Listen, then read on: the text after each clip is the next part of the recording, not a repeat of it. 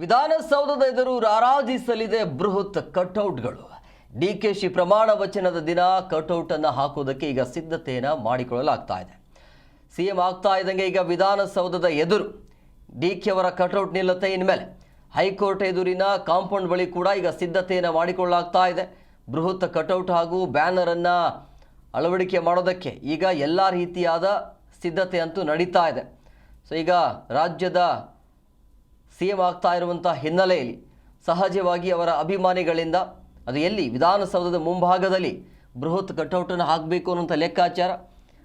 ಅದಕ್ಕಾಗಿ ಪ್ರಿಪ್ರೇಷನ್ ಡಿಕೆಶಿ ಪ್ರಮಾಣ ವಚನದ ದಿನ ಕಟ್ಔಟನ್ನು ಹಾಕೋದಕ್ಕೆ ಈಗ ಸಿದ್ಧತೆಯನ್ನು ಮಾಡಿಕೊಳ್ಳಲಾಗ್ತಾ ಇದೆ.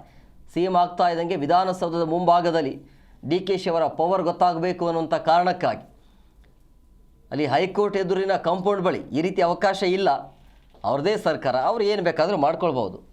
ಸೊ ಹಂಗಾಗಿ ಕಟ್ಔಟ್ ಮಾಡೋದಕ್ಕೆ ಎಲ್ಲ ರೀತಿಯಾದ ಸಿದ್ಧತೆ ಅಂತೂ ನಡೀತಾ ಇದೆ. ಬೃಹತ್ ಕಟ್ಔಟ್, ಅದರ ಜೊತೆಗೆ ಬ್ಯಾನರನ್ನು ಅಳವಡಿಕೆ ಮಾಡಬೇಕು ಅನ್ನುವಂಥ ವಿಚಾರ. ಸೊ ಹಂಗಾಗಿ ಅವರ ಕಾರ್ಯಕರ್ತರಿಂದ ಭರ್ಜರಿಯಾಗಿರುವಂಥ ತಯಾರಿ ಅಂತೂ ಮುಂದುವರಿತಾ ಇದೆ. 3ನೇ ತಾರೀಕಿಗೆ ಗೊತ್ತಾಗತ್ತೆ ಆ ಚಿತ್ರಣ ಹೇಗಿರುತ್ತೆ ಅಂತೇಳಿ. ನೋಡಿ, ಹೈಕೋರ್ಟ್ ಎದುರುಗಡೆನೇ ಕಾಂಪೌಂಡ್ ಬಳಿ ಒಂದು ಸಿದ್ಧತೆಯನ್ನು ಮಾಡಿಕೊಳ್ಳಲಾಗ್ತಾ ಇದೆ ಅಂತೆ ಕಟ್ಔಟ್ ಮತ್ತು ಬ್ಯಾನರ್ ಹಾಕೋದಕ್ಕೆ.